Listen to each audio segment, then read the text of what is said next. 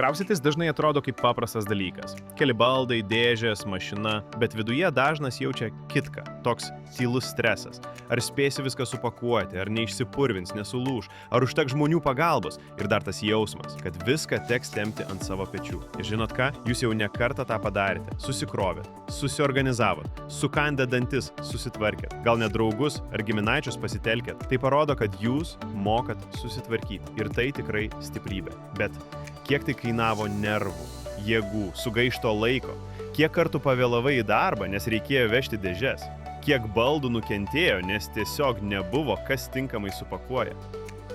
Ir svarbiausia, kiek ramybės kainuoja tas jausmas, kad viską darai pats.